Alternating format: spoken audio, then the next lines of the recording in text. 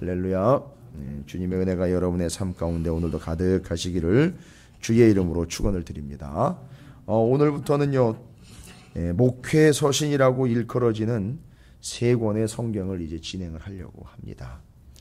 이제 어제까지는 옥중 서신이라고 일컬어지고 있는 네 권의 성경 우리가 함께 살펴봤습니다. 감옥에서 그렇게 할 말이 많은지, 근데 정리가 다 됐죠.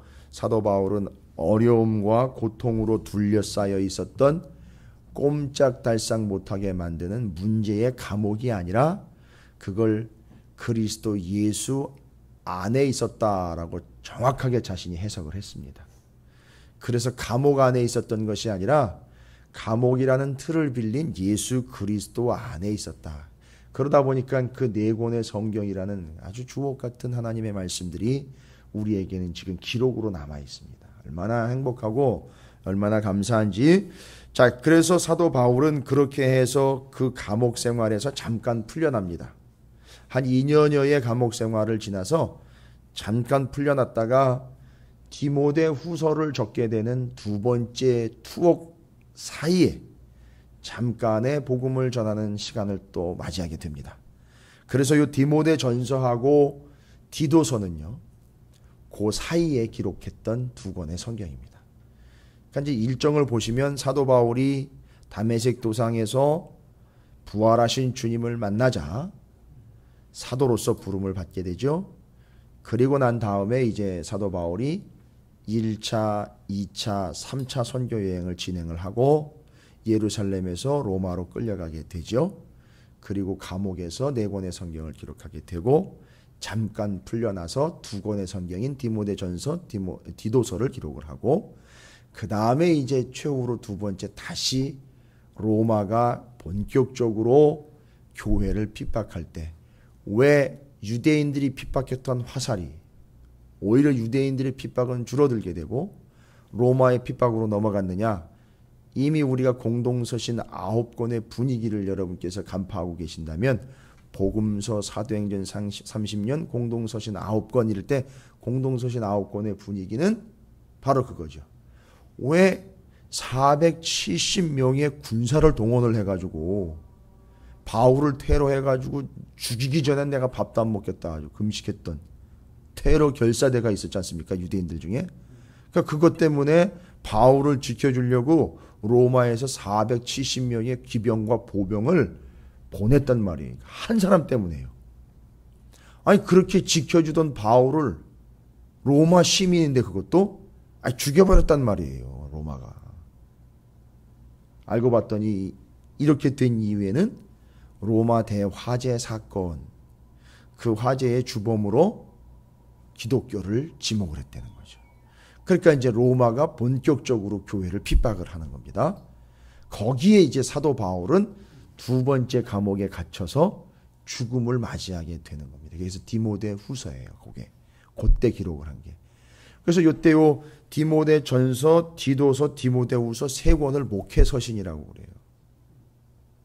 이 목회 서신은 뭐냐 하면 요즘에도요 우리는 감리교회이기 때문에 감독님의 목회 서신이 정기적으로 제게 배달이 돼요.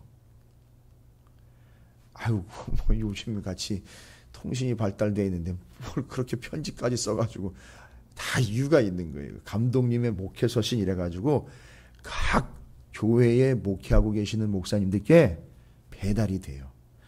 요런 개념이에요.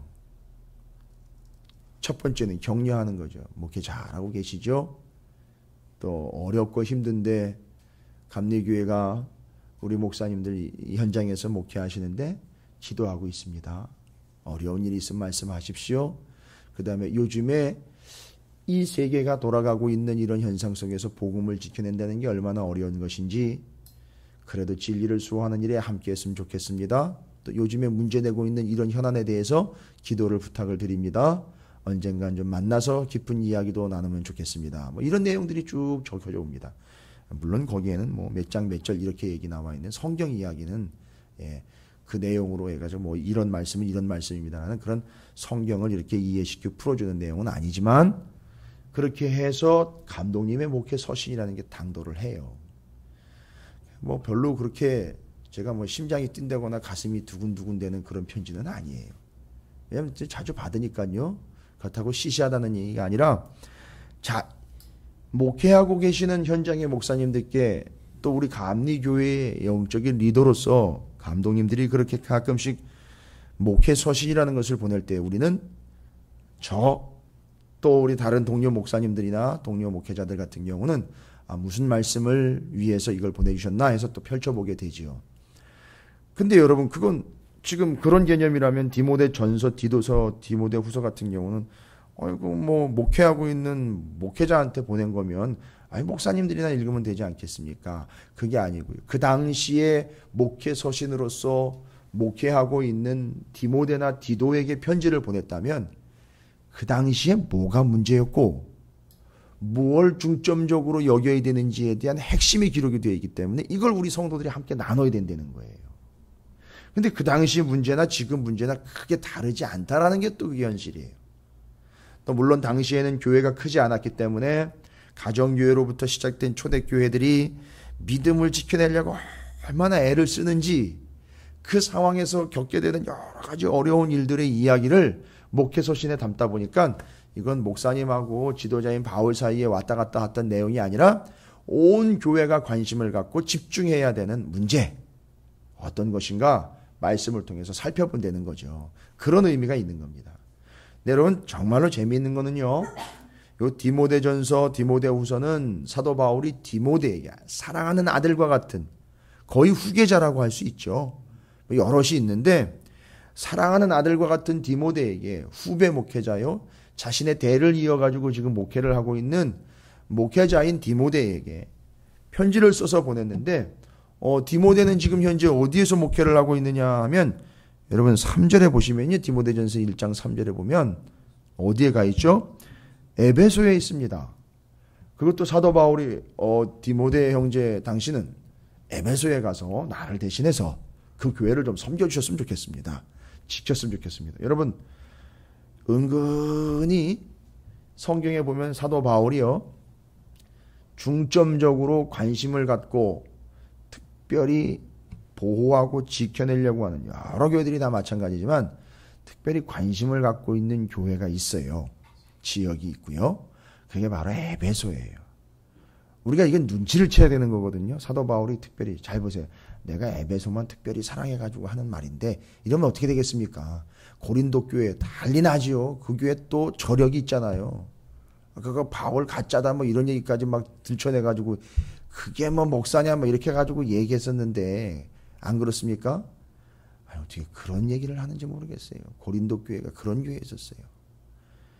그러니까 또 뭐 내가 특별히 사랑하는 어느 교회, 내가 특별히 사랑하는 누구 이러면 또 듣고 있다가 이제 또 주변에 있던 다른 교회와 다른 성도들이 이제 막 들고 일어나는 거예요. 막 저 바울은 누구만 좋아한다는데, 저 바울은 또 어느 교회만 챙긴다는데, 복잡하죠.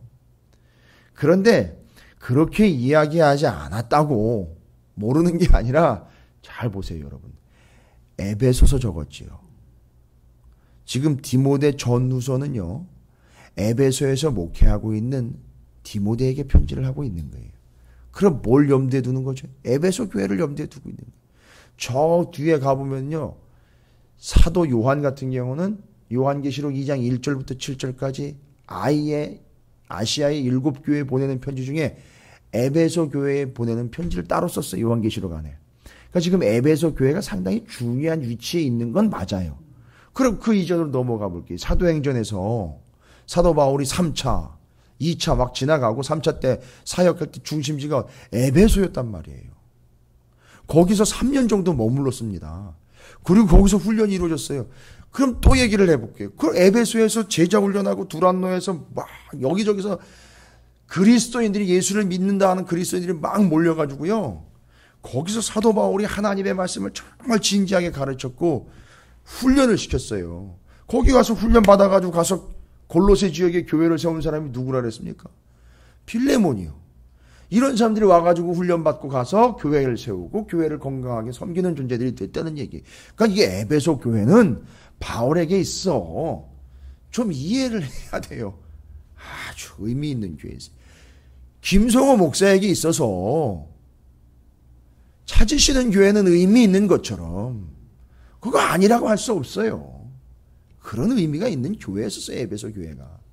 그러니까 성경에 이렇게 보면 에베소 교회가 상당히 비중이 있고 의미 있는 교회였었어요. 그러니까 자기의 수제자라고 할 수 있고 자기가 믿고 맡길 수 있는 디모데에게 내 대신 에베소 좀 가서 섬겨주십시오. 이렇게 맡길 수 있는 거 아닙니까?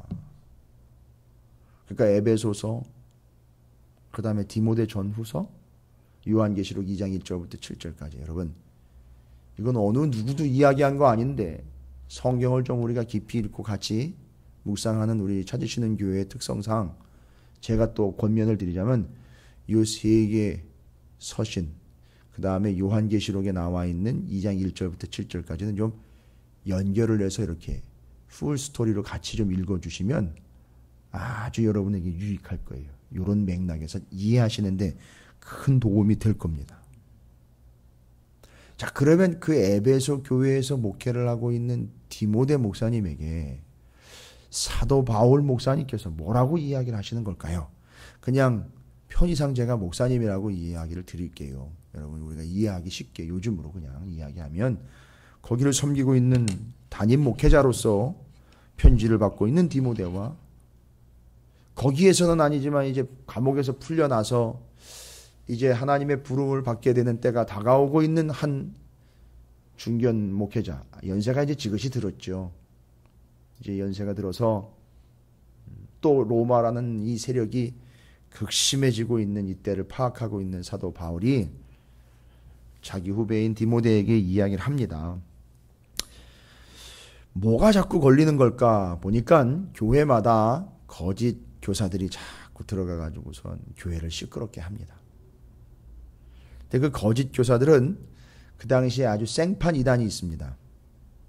생판 이단인데 아주 교묘한 이단이기도 하고 아주 골치 아픈 이단이 하나 있었어요. 그거 이제 유대 계열이 아닌 이방 계열에서 나온 건데 뭐냐 하면 영지주의라는 이단이 있었어요. 영지주의라는 이단인데 영지주의라는 이단은 영적인 지식의 급에 따라서 구원의 정도가 다르다, 뭐 이렇게 이야기하는 사람들이거든요. 근데 이게 요즘에요, 이 영지주의의 성향과 영지주의 영향을 받은 교회와 성도들이 상당히 많아요. 저는 이거 상당히 심각하게 봅니다. 그래서 제가 요즘에 파악하고 있는 교회와 성도들의 심각한 두 가지 문제는 뭐냐 하면 메르스가 이렇게 심각한 상태까지 이르게 된 원인으로 세계보건기구와 또 이 메르스를 겪고 또 그것을 잘 겪어내고 이겨낸 다른 교회, 아니 다른 나라, 선 경험이 있는 나라들과 의사들이 또 이 병리학자들이 이야기할 때 우리 대한민국의 문제가 뭐냐? 의료 쇼핑이 되는 거예요. 이 병원 저 병원 다니면서 유명하고 훌륭하고 물론 자기 건강을 위해서 챙겨야 되는 건 맞지만 그 외에 정말 목숨 때문에 위중한 것 때문에 반드시 해야 하는 것 말고 자기의 몸 건강이 너무너무나 걱정스럽고 앞을 대비해야 되니까 병이 조금만 나도 그것 때문에 이 병원 저 병원을 그냥 쇼핑하듯 병원을 쇼핑하러 다니는 거예요. 근데 이게 메르스라는 결과를 가지고 오는 중요한 요인이 됐었거든요. 근데 제가 보니까 교회도 마찬가지인 것 같아요. 성도들도 이렇게 교회 쇼핑을 하러 다니는 이들이 있어요. 옮겨 다니면서. 글쎄 이게 교회나 그 다른 성도들에게 어떤 영향을 미칠 수 있을지 예상은 못하겠지만 적어도 자신에게는 득은 되지 않는다라는 건 제가 확신할 수 있어요. 여러분 요즘에 그 메르스가 이렇게 펼쳐지면서 여러 가지 또 교회 안이나 우리 영적인 현실을 점검해보는 좋은 기준이 되기도 합니다. 그건 결코 상관없는 얘기가 아니에요. 언젠가는 교회 안에도 이런 일이 발생될 수 있다라는 것. 아니면 지금 진행되고 있는지도 모릅니다. 자, 이런 문제들이에요. 그래서 그 교회를 이렇게 떠돌아다니면서 내지는 뭐 훌륭한 목사들을 찾아다니면서 뭐 재미있고 훌륭한 설교를 찾아다니면서 죄송합니다. 예수를 찾아다니는 사람들 하나도 없어요. 예수님이 있대요. 그렇게 좋은 설교가들 찾아다닌다는 거예요. 좋은 교회들 찾아다닌다는 거죠. 좋은 분위기 찾아다닌다는 거죠. 교회 쇼핑하는 이들이 실제로 있습니다. 상당히 많습니다.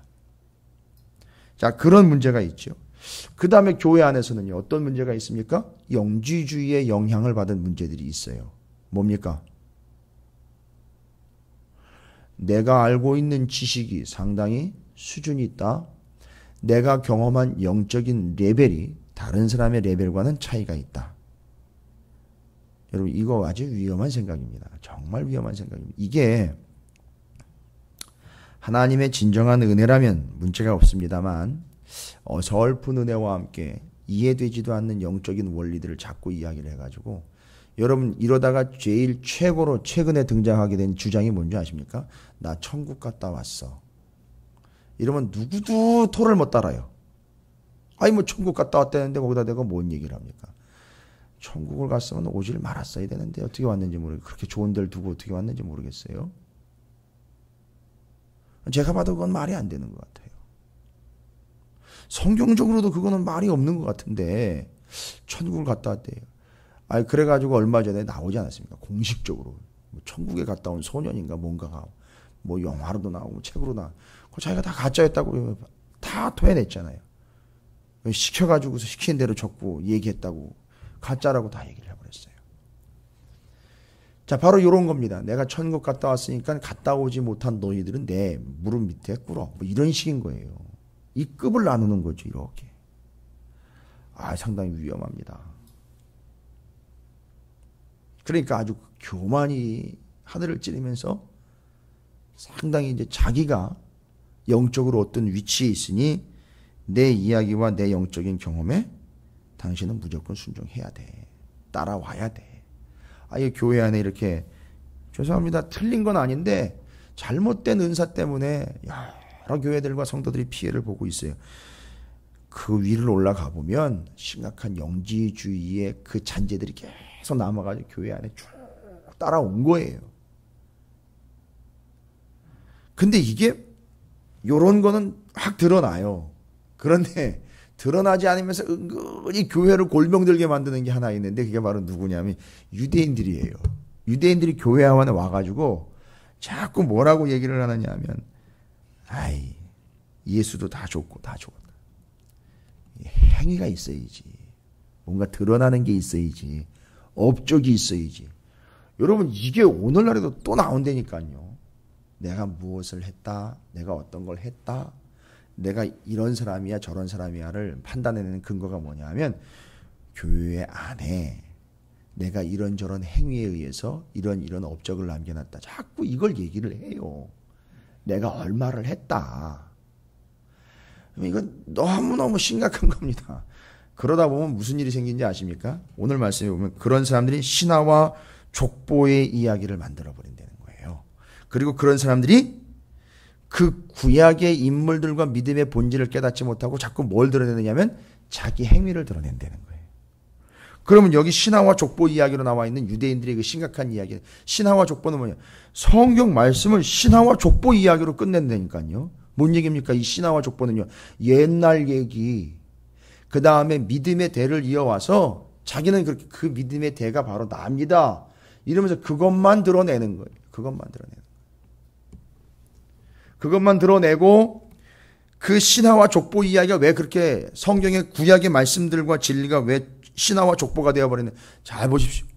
신화와 족보가 될 수밖에 없어요. 왜냐하면 이게 예수 그리스도와 정확하게 연결이 돼서 이게 복음이고 구약에도 복음이 있다는 걸 정확하게 캐치를 해가지고 그게 예수를 이야기한다는 걸 연결을 해서 그걸 믿어야 되는데 구약의 이야기가 구약의 이야기로 끝나버린 거예요. 그게 예수를 이야기하는지 이게 복음인지 뭔지를 전혀 감을 못 채고는 옛날에 구약에 이런 이야기가 있었고 그 전통이 있었고 그 전통이 바로 나한테까지 이루어졌고 지금 나는 그 유대적인 전통에 의해서 그 족보의 후손입니다. 이것만 자꾸 얘기를 하는 거예요. 그러니까 예수에 대해서는 연결도 안 되고 복음이 뭔지도 모르고 결국 그 사람의 삶은 어떤 삶입니까? 자기의 행위를 자꾸 드러내서 그거 가지고서 만족하려고 하는 거예요. 이게 신화와 족보에 참여했다라고 하는 것과 그리고 그것이 그들의 행위를 자꾸 드러내서 신앙생활을 만족함으로 이끌어가려고 하는 두 가지 특징이라는 거죠. 이게 교회 안에 들어온 거예요. 근데요, 에베소 교회는요, 이걸 제대로 잘라냈습니다. 아주 정확하게 예리하게 날카롭게 촥촥 도려냈다는 거예요. 어딜 감히 우리 교회에 들어오냐고 제대로 잘라낸 거예요. 그 에베소 교회의 그 칭찬받은 내용은 요한계시록에 가보면 아주 대단합니다. 어떤 이단도 발을 못 붙이게 아주 제대로 세웠다는 거예요. 에베소 교회가. 근데 문제가 뭐였죠? 첫사랑 예수 그리스도를 은혜롭게 또 그 은혜로 그 첫사랑을 계속 붙잡고 갔어야 되는데 하여튼 논리정연하고 진리를 지켜내는 데는 끝내줬는데 그 첫사랑을 잃어버린 거예요. 어디서부터 떨어져 나갔는지 잘 생각해봐라 이렇게 얘기하잖아요. 자기가 구원받은 건 뭐라는 거죠? 예수 그리스도의 전적인 은혜라는 거예요. 그럼 그 진리와 말씀과 그 말씀에 대한 지식들이 막 가득할 거 아닙니까? 그걸 어디로 연결해야 된다는 거죠? 오직 예수 그리스도를 믿고 오직 예수 그리스도를 전하는 데만 나타나야 되는데 어떤 방식으로 자꾸 가요? 그것도 이해가 돼요. 또 자꾸 거짓말하는 놈들이 들어오니까 넌 이래서 틀린 거야. 말씀엔 이게 아니거든. 이렇게 된 거거든. 할 말이 없는 거예요, 이단들이. 그러니까 발을 못 붙이고 다 나가 떨어졌는데 그러다 보니까 자아도취가 된 거예요. 승리감에 도취가 돼가. 야, 우리가 말씀 잘하나 보다, 야. 우리가 말씀 끝내주게 잘하나 보다, 야. 그 바울과 뭐 디모데 뭐 이런, 다음에 누구예요? 사도 요한이요. 대단한 목회자들이 와가지고 뭐 어마어마한 목회를 해가지고 말씀을 끝내주니까 거기에서 만족을 그쳐버린 거예요. 그게 누구를 이야기하고 그게 뭘 이야기하는지 예수 그리스도 생명과 복음과 보혈과 피를 이야기하고 끝까지 예수를 믿기 위함이었는데 말씀을 많이 하는 걸로 넘어갔단 말이죠. 그게 에베소 교회의 문제였었어요. 그러니까 제 디모데에게도 지금은 요한계시록의 에베소 교회에 대한 편지, 에베소서 사이에 있는 거예요. 지금 디모데 전서가 후서하고. 그러니까 사도 바울이 그 에베소 교회에 목회하고 있는 디모데 사도에게 이야기하고 있는 게 바로 이제 그 얘기입니다. 3절부터 오늘 말씀의 7절, 내일은 이제 율법에 대한 이야기를 할 때, 아, 그러고 보니까 자꾸 유대인들이 문제를 일으키고 있긴 맞는 거예요, 지금. 그래서 3절부터 7절까지가 디모데에게 해주고 싶은 말이니까 이건 오늘날 우리에게 해주고 싶으신 이야기였다라고 해도 과언은 아닐 겁니다. 내가 마게도냐로 갈 때 너를 권하여 에베소에 머물라 한 것은 어떤 사람들이 명하여 다른 교훈을 가르치지 말며, 다른 교훈은 없어요. 다른 복음은 없습니다. 오직 예수 그리스도 그분을 통하여 구원을 얻는 복음뿐입니다. 그렇죠? 교회는 복음의 공동체이며 복음을 소유해야지. 죄송합니다. 복음이 아닌 말씀 자체다. 이것도 안 되는 거예요. 왜냐하면 말씀에다 담아놓은 게 복음이기 때문에 그 복음으로서의 말씀을 이야기하는 거예요. 그리고 지금 이야기하는 것은 4절에 보니까 그걸 놓쳐버려서 신화와 끝없는 족보에 몰두하지 말게 하면 이건 구약은 이야기로 끝나버린 거예요. 거기에 예수가 뭐가 나오는지, 거기에 복음이 어떤 내용인지는 이런 건 아랑곳 하지 않고 그냥 뒷전으로 하고 옛날에 성경의 구약 성경에 기록된 내용들과 그 율법들과 그 계명들과, 그러니까 이제 여기서는 모세에서 끝나버리는 거죠. 예수 그리스도로 연결이 안 되는 거죠.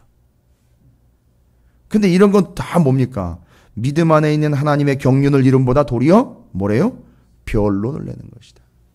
그게 옳으네 그르네 자꾸 싸움만 나는 거예요. 말씀 가지고도. 심지어는 결론이 안 나요. 5절에 이 교훈의 목적은요, 진실된 복음의 목적은 다른 거 아니에요. 청결한 마음과 선한 양심과 거짓 없는 믿음에서 나오는 사랑인데 그게 없다는 거예요. 지금 이단들은요, 거짓 교사들은요. 자, 6절에 보니까 사람들이 이에서 벗어나 헛된 말에 빠져, 7절에 보니까 율법의 선생이 되려 하나 자기가 말하는 것이나 자기가 확증하는 것도 깨닫지 못하는도다. 율법은 아는데 복음은 모른다. 정확하게 이제 이렇게 지적을 하는 거죠. 그래서 디모데에게 이야기하는 건 바로 그겁니다. 교회를 지켜라. 거짓 교사들과 복음이 아닌 것, 다른 것은 절대 용납하지 말아라. 아무리 합리적인 주장인 것 같고 아무리 구약 성경에 많은 이야기들을 널어놓는다 하더라도 그것이 예수를 이야기하며 복음을 이야기하고 생명을 이야기하는 것이 아니라면 디모데 네가 칼같이 잘라버려라. 그건 아닌 것이다. 지켜내라.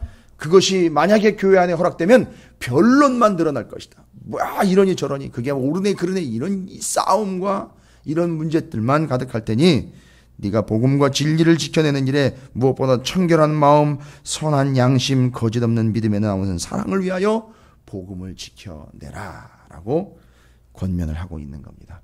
오늘은요, 들어가면서 하는 내용이기 때문에 전제를 달고 있는 내용이에요.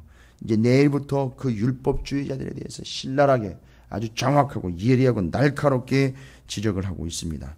한 가지 여러분에게 부탁을 드리고 싶은 것은 이제 디모데 전서와 후서를 여러분께서 바울이 목회자인 디모데에게 전한 것이기 때문에 약간은 거리를 두고 띄어서가 아니라 어떤 이야기와 어떤 본질을 이야기하는지, 그 교회가 들어야 되는 이야기는 뭐고 그 교회의 문제는 뭐였는지를 우리가 성도로서, 몸된 지체로서 그걸 파악하기 위해서 여러분이 시간을 좀 내서 에베소서와 디모데 전서 후서와 요한계시록 2장 1절부터 7절까지를 길지 않으니까 연결을 해서 한번 읽어보신다면 에베소 교회와 복음과 바울과 디모데 사이 이 관계를 틀로서 이해하시면서 우리 교회는 그러면 나는 어떻게 믿음을 복음으로 제대로 지켜내며 그것을 위하여 이 땅 가운데 살아갈 자세는 어떤 것인가를 확인하게 될 줄로 믿습니다. 여러분 기억하십시오.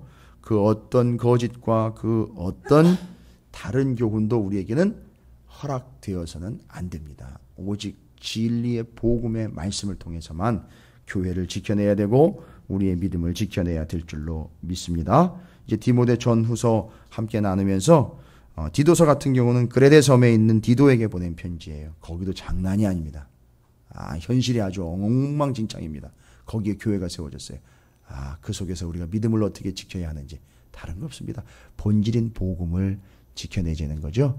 성경 이야기로 끝내지 말고 복음을 진리로 제대로 연결하자는 얘기죠. 또 그걸 지켜내라는 얘기죠. 끝까지 지켜내라는 얘기입니다. 이제 디모데 전 후서와 디도서를 통해서 교회의 본질을 또 다시 한번 파악하는데 새벽마다 여러분에게 더욱더 은혜스러운 자리가 되시기를 주님의 이름으로 축원을 드립니다.